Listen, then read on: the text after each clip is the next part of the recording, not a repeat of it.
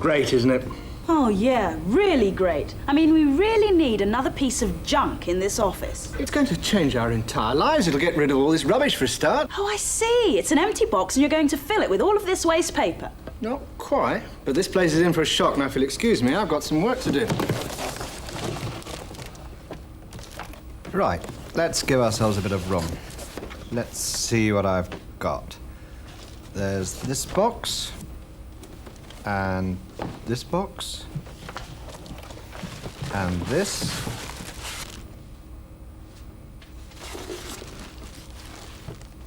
And this. Let's have a look. Is this something important? But don't throw it away, Timothy. And also in the box are these 3 manuals. Perhaps I could use those to stop the desk wobbling. No, I'd better keep them. I may need them at some stage. Well, this is the, it's the system unit. I'll put that there. It's got its power cable and Nabox 2.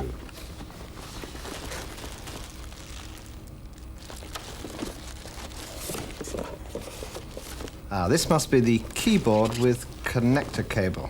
I wonder where that goes.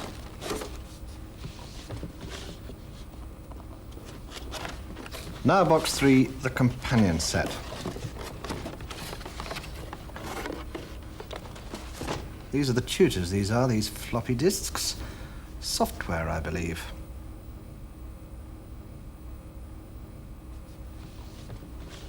And this important document must be the warranty card. Now, I do know about that. Let's see. In fact, let's fill it in straight away. It says Commodore Customer Care, free 12 months, on-site maintenance, next day service. And this is where I fill it in. Now, where's the computer serial number? On the back of the system unit. And fill it in. It's got a free post service, so that's done.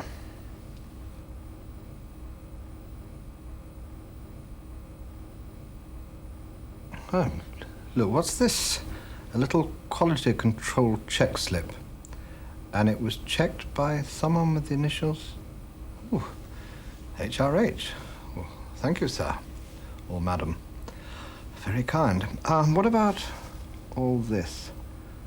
Now, they're a little bit more daunting. I know, the starter pack. Where is it? Yep, here it is, My Companion. This is more like it. Now, where's my telly? It's a great business aid, the video. Now, where's My Companion? Very busy, are we, sir? Catching up on the adventures of Thomas, are we? Or watching our Derby County video again? No, I wasn't. You see, I've lost it. You haven't seen it because it's... No, this is work. This is My Companion. Well, if you don't mind, I'm a little bit too busy to watch telly. I've got my own work to do. Please yourself. Now, let's see.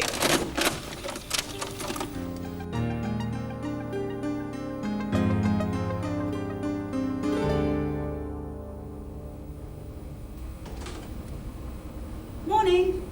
Still watching the telly, then? I'll have you know, young lady, this is the very latest in business automation. It'll take all the drudgery out of our lives.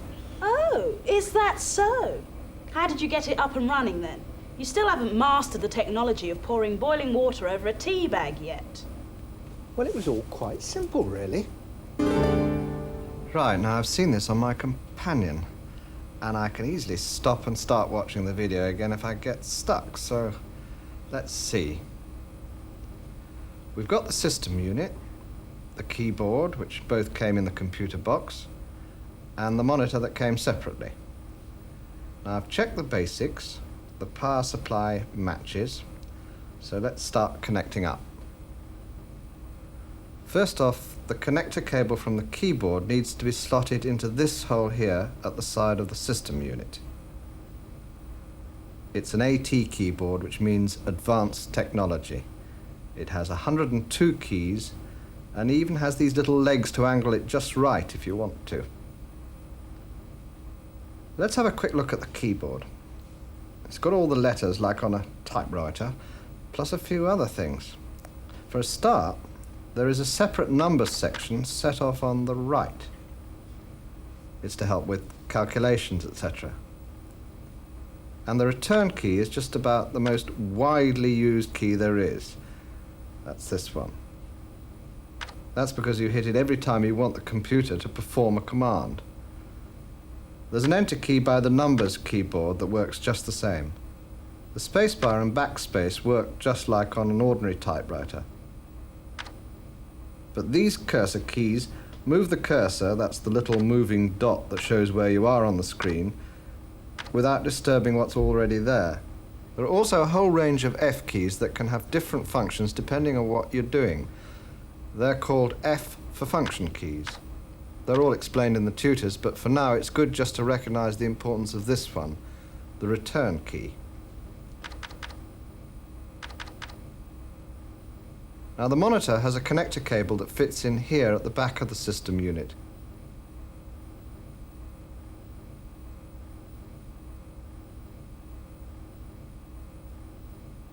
And a couple of little screws just to secure it. Make sure these dip switches are set for the type of monitor you've got. There are different settings for different monitors, except on the PC30 with this type of graphics card, which sorts it all out for itself. It's just here on the PC10 or PC20 models with high-resolution graphics cards. It is important to fix all this up before you turn on the power. Now, in the PC10, just press the lever by the disk drive to get out this bit of cardboard. There, just pull it out, but don't throw it away as it protects the machinery if you want to move your PC. Now let's power it up. First, the system unit. I know the PC20s and 30s look slightly different to this at the front, but ignore that for now. Push the power cable in at the back like this, then plug in. Now plug in the monitor like this, and switch on, just like the telly. Now on the system unit just above the cable is the power on-off switch. An historic moment, let's turn it on. And we get this. Boot drive failure? Don't worry about that, no need to panic. We've still got it all set up properly. This is what happens on the PC20 and 30. Look, the two lights at the front have come on and it is making a noise. And on the screen I can see this. So we've got it all set up properly. That's great. Well, that's very impressive. Looks quite smart, too. Here, I've brought you a cup of tea. No, Joanne, don't put that there. We don't want anything spilt on our new member of staff. And it's important, too, if possible, to plug the connections into a separate power point. Because if we had appliances running off the same adapter, it might overload. So no using your hairdryer from this plug from now onwards. I suppose you can use your train set, though. No, not even that's allowed to be plugged in here. And there are a few do's and don'ts that we must observe. We don't want you put where it's hot, dirty, wet, or where you're in a strong magnetic field now, do we? And don't change monitors with the power on. Oh, well, that was just what I was going to do. Anyway, what's this little frisbee for? That's my floppy disk. I knew I shouldn't have asked. It doesn't look that floppy to me. Oh, thank you. It can fit into the system unit just here.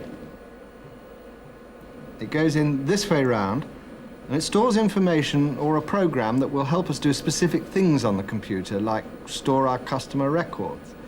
And it needs to be kept clean, dry, and safe when not in the computer. So always store it in its jacket and write on it with a felt tip, not a biro. Now don't bend it, clean it, touch this plastic surface here, or put it near a magnet. In the PC20 and 30, there's already a hard disk in the systems unit that can store even more information, but it does basically the same things. Oh, and there's a rather smart little switch over here. Oh, what does that do? It's a reset button, so if for any reason we wanted to start again from the beginning, then it clears the screen and lets you do it all again. Sometimes called a panic button. But we're not going to panic. Well, What? it still looks a wreck round here. So, I'll make a start by resetting this box in the rubbish bin. No, hang on a minute, Joanne. Put them in the basement together with these little cards. They might be useful if we want to pack this little baby up, because we don't want her to get cold now, do we? Oh, okay then, clever clogs. I'll put them in the basement. But now that you've told me how to feed it, clean it, what exactly does our new edition do? Well, shit. Well.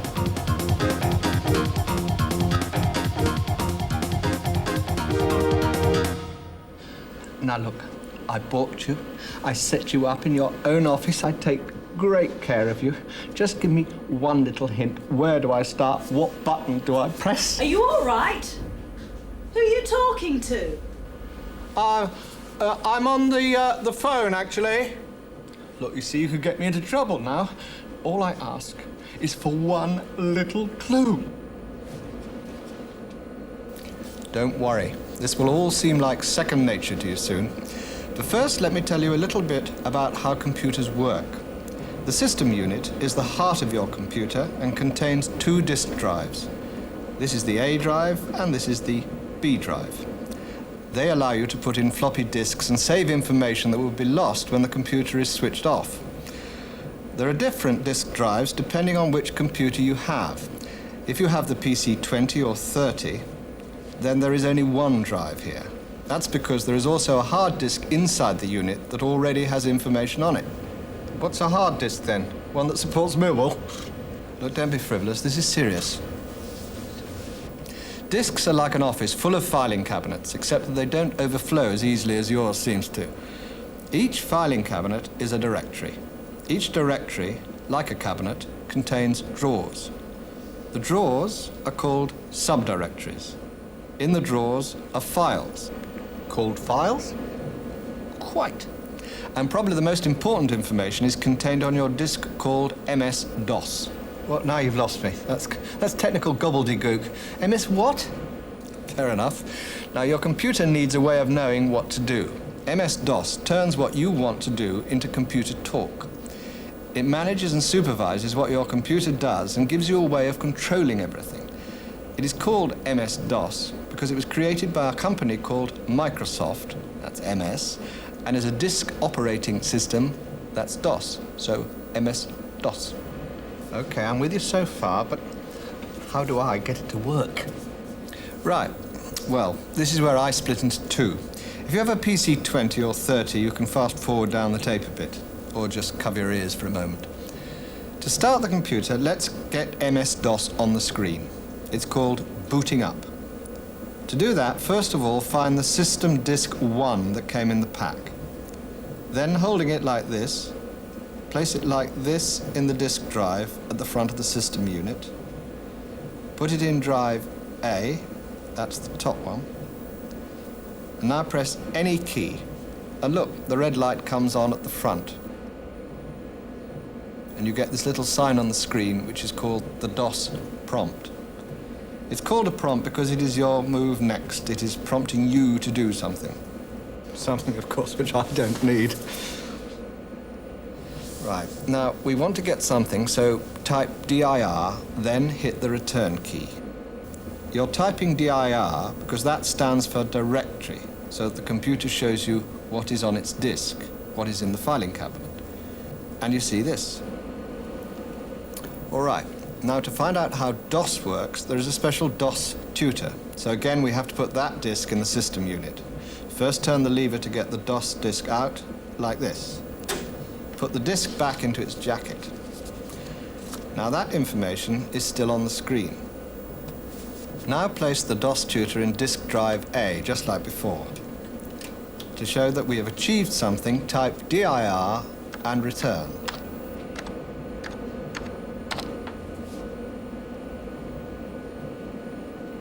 And voila, a different set of files. Let's see the two directories side by side. You can now find out how MS-DOS works with the tutor. Your DOS tutor guide will tell you how to start it. And your computer has done something for you. Now, for all you folks with PC 20s and PC 30s, welcome back. This is what you do. First off, when you switch on, this is what you see.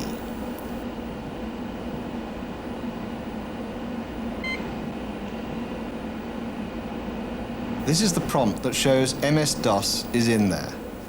It's called a prompt because it tells you that you are to make the next move. The computer is prompting you. Something, of course, I've had very little need of. Yes, well. Now to see what it is made up of, let's type dir and return, and you should see this. These are the files that make up MS-DOS. Now, to find out how to operate MS-DOS, you want to use the special MS-DOS tutor that came with the pack. But that needs to be loaded into the computer. So first of all, find the disk, and handling it like this, push it into the disk drive at the front, like this. And look, nothing. We have to tell the computer that it is in drive A. So let's type A, colon, and return.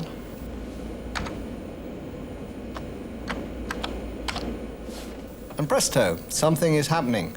We've changed from being on the hard drive in the machine to the floppy disk drive.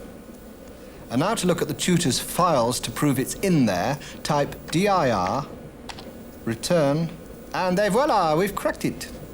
Look at the difference. The computer is ready to teach you something. That really didn't seem too bad, you know.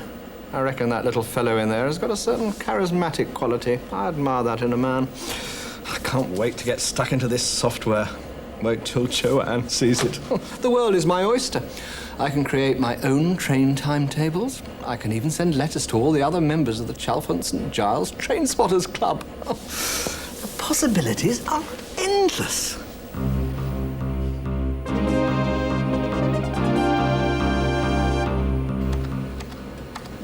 Dear Sir, we would like to apologise for the late payment of your account, but this is due to the need to train a new member of staff who has recently joined. Due to the increased efficiency, our bookwork will shortly be up to date. Date? Oh, date.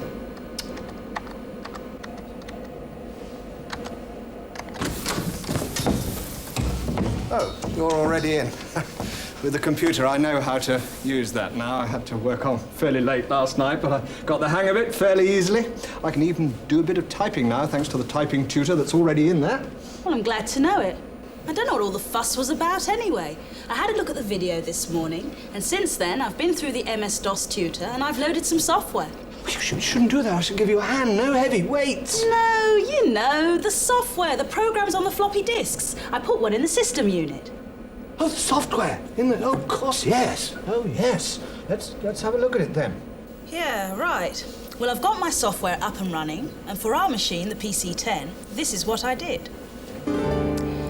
We need to get the program into the computer. That's called the installation procedure. But before that, we need to create a working disk that will have the software information on it and also what we want to put on it. In this instance, you need to have 3 disks ready for the software. You bought these at the same time we got the pack from our dealer. They now have to be formatted. That's just like putting folders in the filing cabinet to hold information or putting a groove on an LP to hold the music.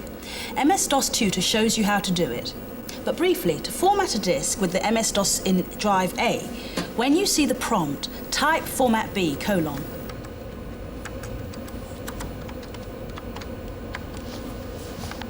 A message will then tell you to put the blank floppy in drive B and hit the return key. You can then repeat with all 3 disks, labelling them when finished, like this. Now, when you've finished, take out the MS-DOS disk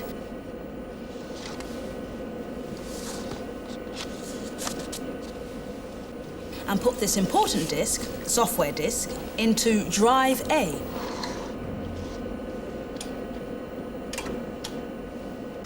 Type A, colon, install, and return.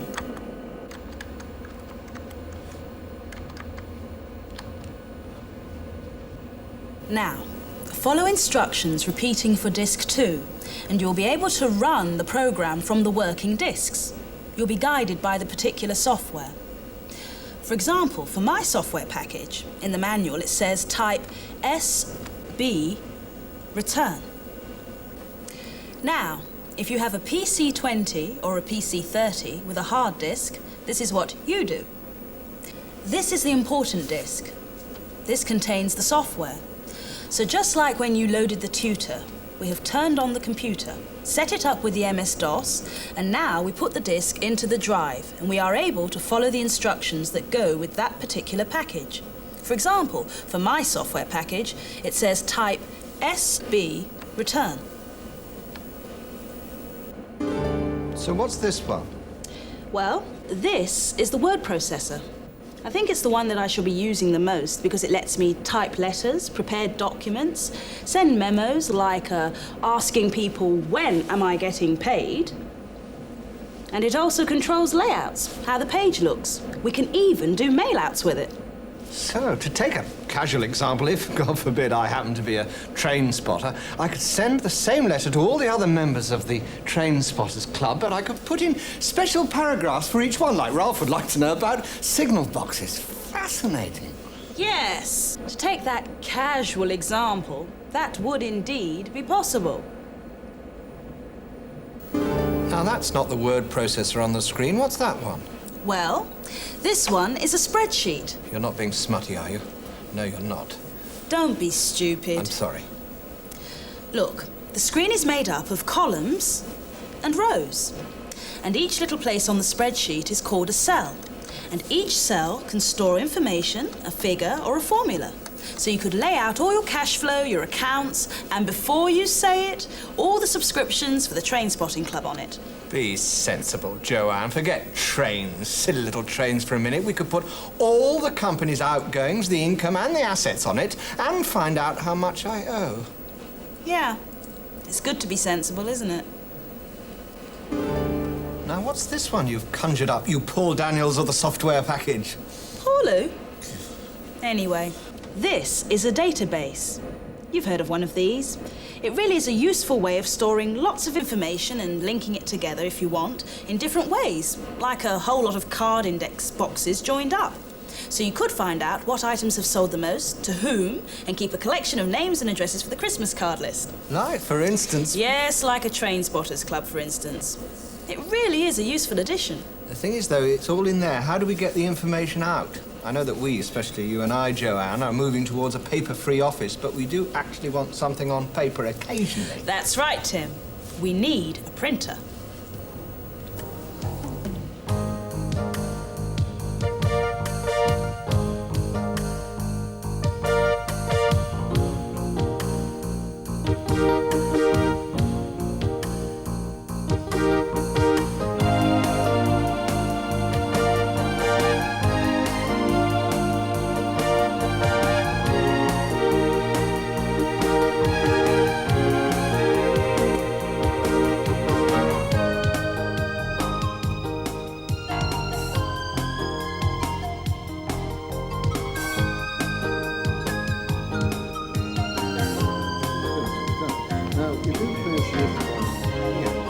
Well, there are really lots of printers, but for the simple graphics and documents you require, there are basically three choices. Now, if you want very posh letters and high-grade documents, then this is the one for you.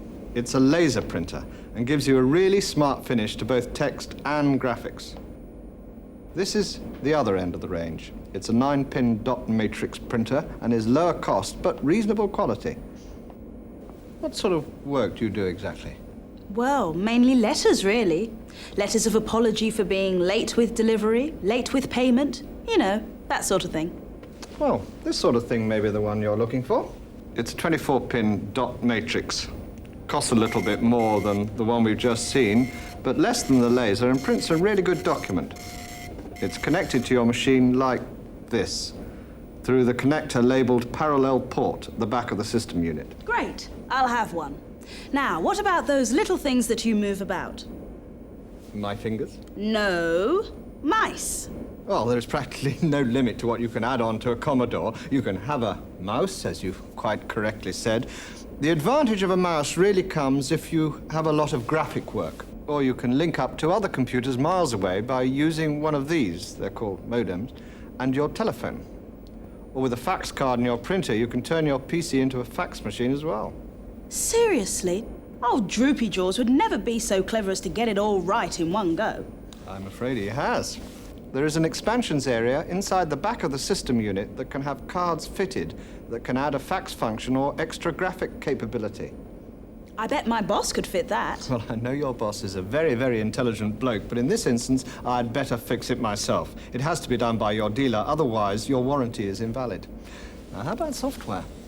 Your personal computer runs MS-DOS. The range of software available to run on MS-DOS is virtually endless and is used by thousands of companies. For example, you can get a program to fit whatever business you're in. And what about a tape streamer for backup? What's that then? Well, if you own a PC-20 or PC-30, you might decide that you want a tape streamer to back up all the data you might store on your computer. It's good security and good computer housekeeping. Backing up is like making a cassette copy of an LP or recording all your old singles. You store a lot of information and they can't get scratched. But you can also store it on floppy disks. It's slower and more painstaking, but that's cheaper to start with. Well, to start with, I'll have some discs. Which ones do I need? Well, there are 4 different types. 2 for the PC-10 and PC-20, either 5¼ inch or 3½ inch, depending on which you chose when you bought the machine. And 2 for the PC-30. They're capable of holding up to 4 times as much information. You want these, though, don't you? Well, thank you. It'll be the 5¼ inch discs for my PC-10 and the printer for now, but I'll be back.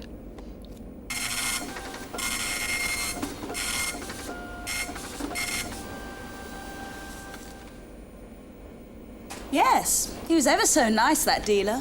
Helpful, informative, charming, understanding. Not very good looking, though.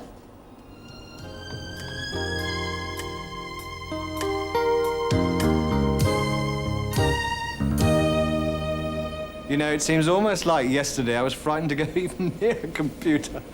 That's because it was only yesterday. Yeah. Well, think of everything that's happened since then. First we had the delivery, then we unpacked it. Blimey, the office looks a bit untidy there. Then we connected it all up. Found the right place to put it, and how to look after and handle my floppy disks. Looks so easy now. Then I found out about MS-DOS and how the system operates. And we learned all about software. And then you met that nice dealer. Yeah. And I got a printer and found out all the other things that this lovely machine can do. Don't call baby a machine. You might hurt his feelings. What do you mean, his feelings? Anyway, Tim, I've just had a horrible thought. What if something should go wrong with our baby? Suppose there were some difficulties, teething troubles even. That's easy. Remember that suave, good-looking, incredibly intelligent dealer friend of yours? Well, he's there to help you. And what you don't know is that I filled in and sent off the free 12-month on-site maintenance warranty. There are software helpline numbers to call, too. So that's it then. Peace of mind all round. There's just one more thing. Said that without moving my lips. Over here on the TV. I've got one more message for you. It's just that I want to say thank you for choosing Commodore and happy computing. Oh, isn't that nice? Looks like you really made the right choice. For once. Just remember, there are 3 things going for you right from the word go. You now have the expertise of one of the world's biggest computer companies backing you. You've got the support of your local dealer, and your Commodore guarantee is second to none.